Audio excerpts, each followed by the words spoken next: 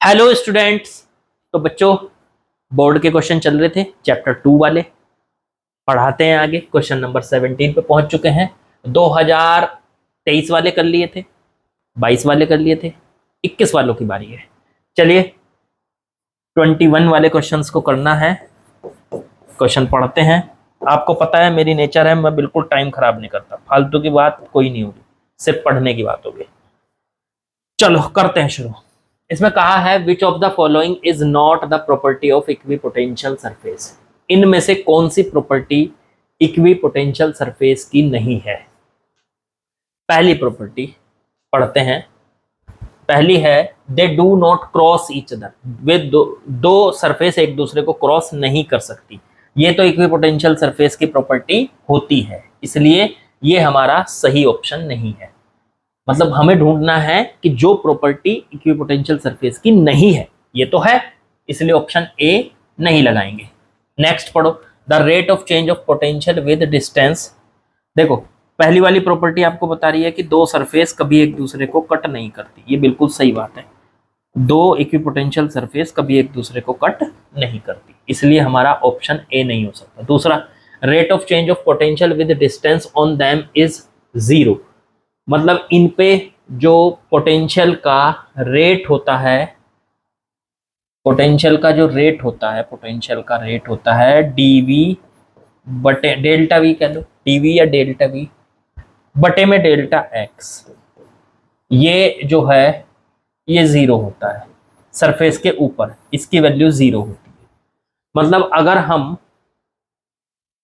Rate of change of potential with distance on them is 0, ये तो 0 होता ही है, क्योंकि देखो इक्विपोटेंशियल सरफेस पे, इसको समझो, ये पॉइंट आपके लिए बढ़िया है।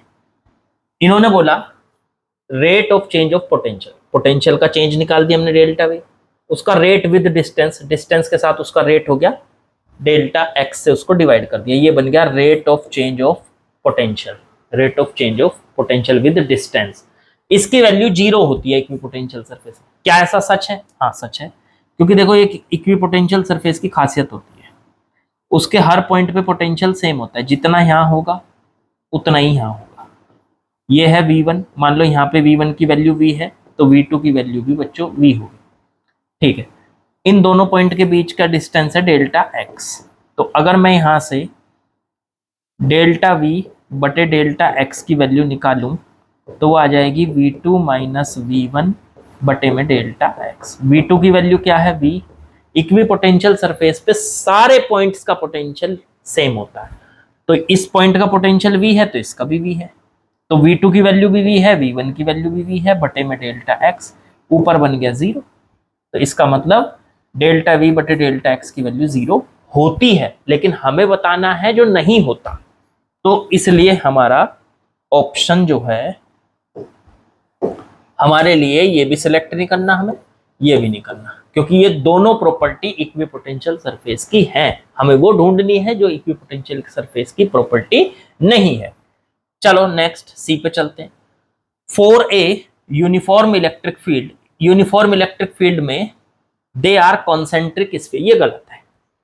मान लो यूनिफॉर्म इलेक्ट्रिक फील्ड इस तरह से जा रहा है, इसमें जो इक्विपोटेंशियल सरफेस होती है उनकी शेप क्या होती है? वो प्लेनर होती है, प्लेन की तरह, इस तरह से, जैसे ये प्लेन है इस तरह से होती है, इस तरह से होती है, प्लेन की तरह होती है।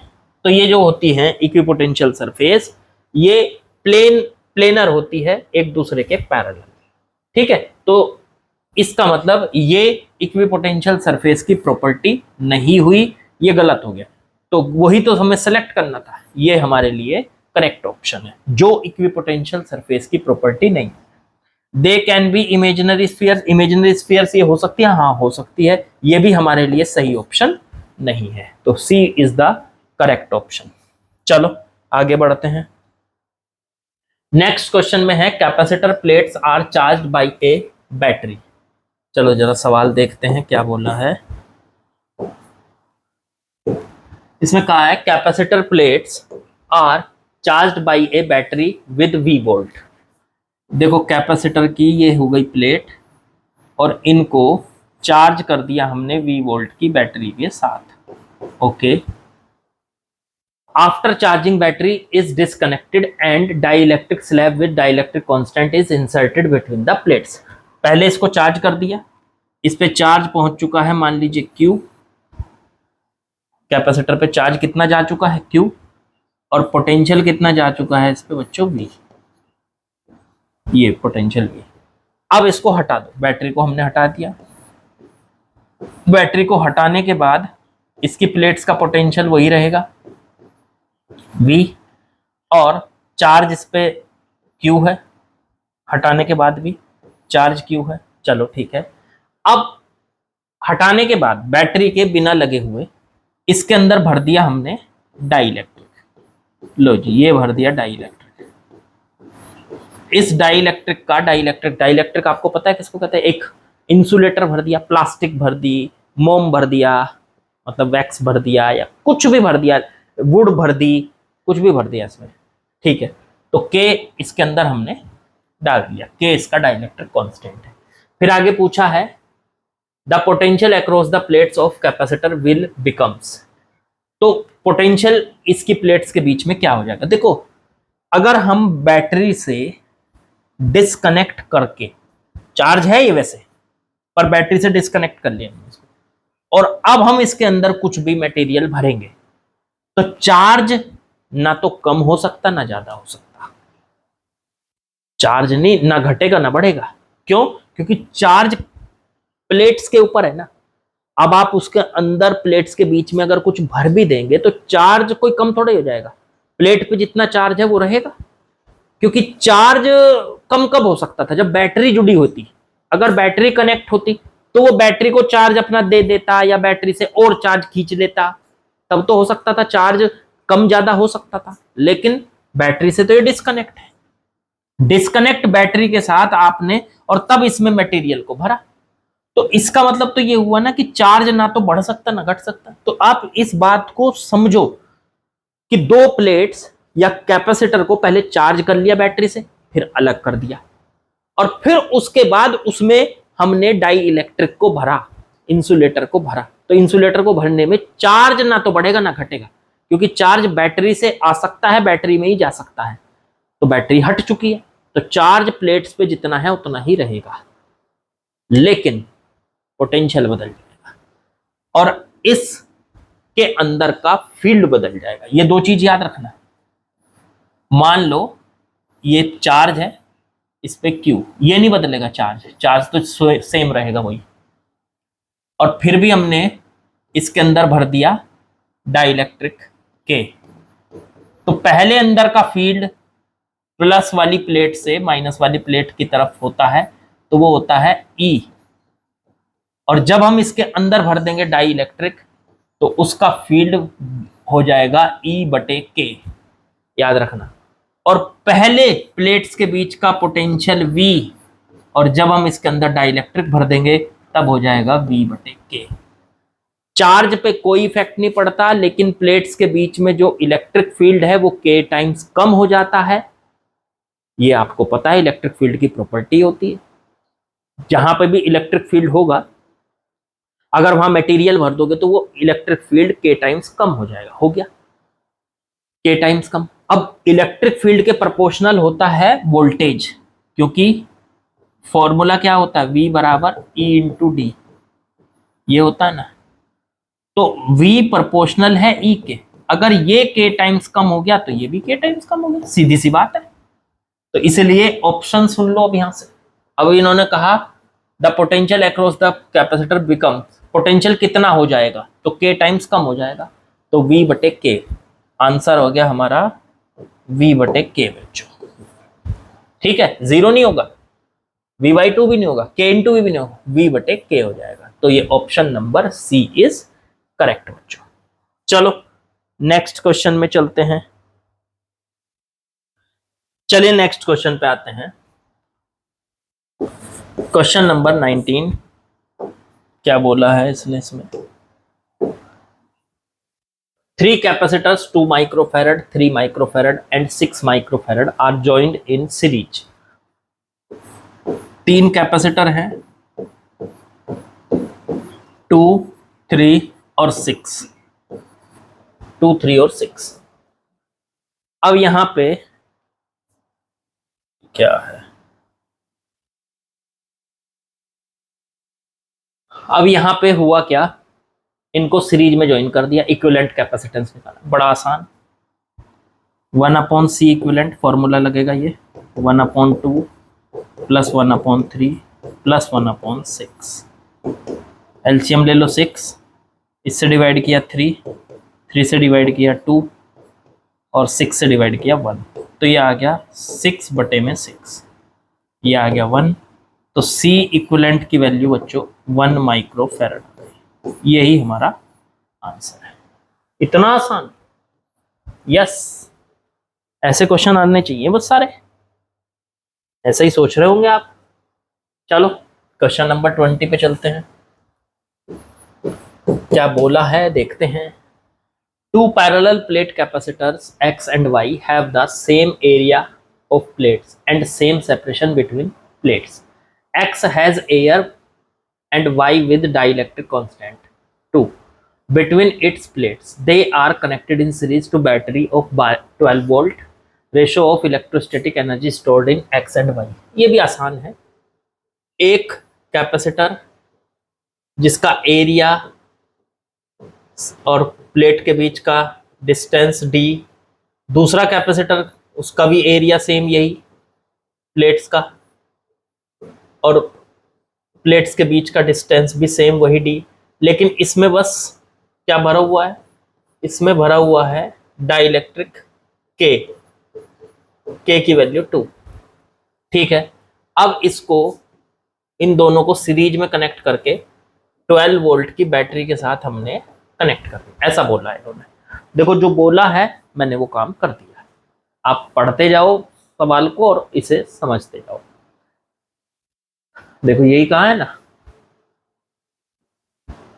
सीरीज में जोड़ दिया। अब x और y, ये पहला x है और दूसरा y है कैपेसिटर।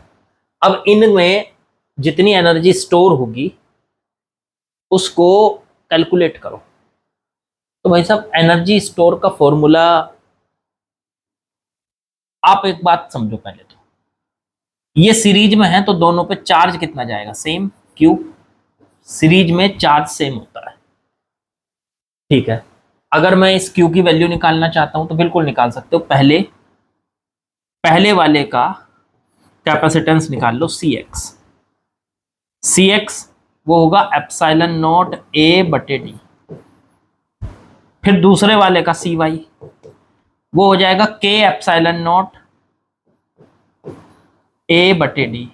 जब कुछ ना भरा हो अंदर तो एप्सिलॉन नॉट A/d होता है, और जब कोई डाइलेक्ट्रिक भरा हो तो K एप्सिलॉन नॉट A/d होता है।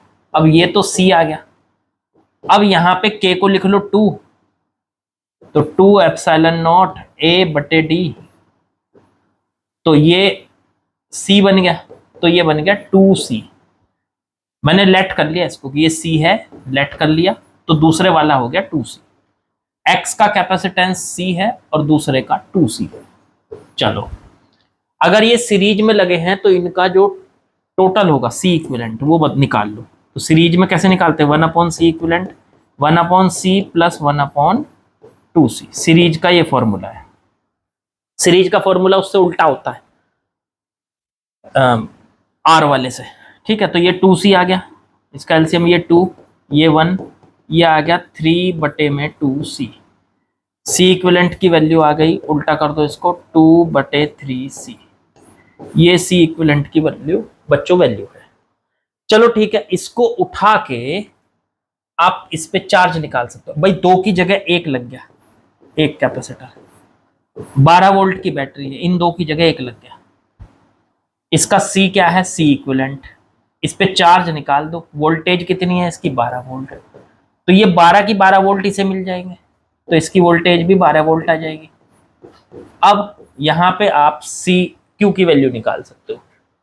Q बराबर फॉर्मूला होता है C इंटू में V, तो C कितना है, C इक्विवेलेंट, और वोल्टेज हो गई 12 वोल्ट। तो C इक्विवेलेंट की वैल्यू कितनी, 2/3C। C इक्विवेलेंट की वैल्यू इंटू में 12 वोल्ट, इंटू में 12, 3 से काट दो 4 इंटू 2 हो गया 8C। मतलब इस पे जो चार्ज आ गया है वो सीधा सीधा 8c के बराबर आ चुका है, इस पे जो चार्ज है। अब देखो, जब इनको, ये तो दोनों को इकट्ठा कर लिया था, अगर दोनों को अलग अलग भी कर दोगे तो भी दोनों पे सीरीज में चार्ज तो इतना ही रहेगा ना। तो दोनों पे जो चार्ज है वो उसका हमें पता चल गया 8c है, अलग अलग। तो दोनों की पोटेंशियल एनर्जी निकाल दो, दोनों की पोटेंशियल एनर्जी निकाल देते हैं। पहले वाले की पोटेंशियल एनर्जी, पहले वाला कैपेसिटर, तो फॉर्मूला है हाफ क्यू स्क्वायर बटे में सी। तो हाफ क्यू, पहले वाले पे चार्ज कितना है, सेम वही क्यू स्क्वायर। अरे यार, हमें तो ये करके देखने की जरूरत ही नहीं थी।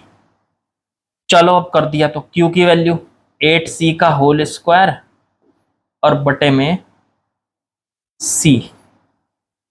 चलो अब ऐसे ही U2 नहीं, क्योंकि हमें तो रेशो निकालना था, क्यू निकालने की जरूरत ही नहीं थी यार, एक लाइन का सवाल था।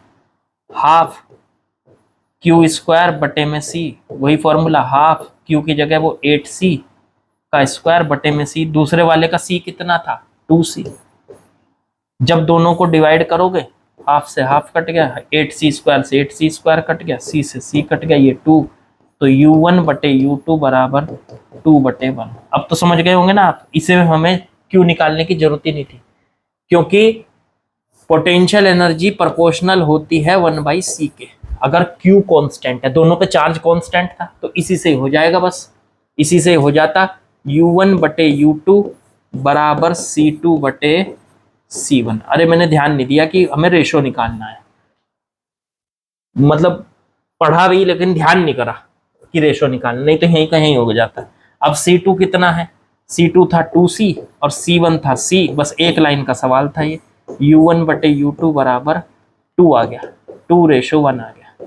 तो यहाँ पे भी देखो यही आ रहा था, इससे भी यही आ रहा है, क्यों निकालने की हमें जरूरत नहीं थी। तो आप लोग मत करना, क्यों निकालने की आपको जरूरत नहीं है, ऐसी गलती आप लोग मत कीजिएगा, ठीक है।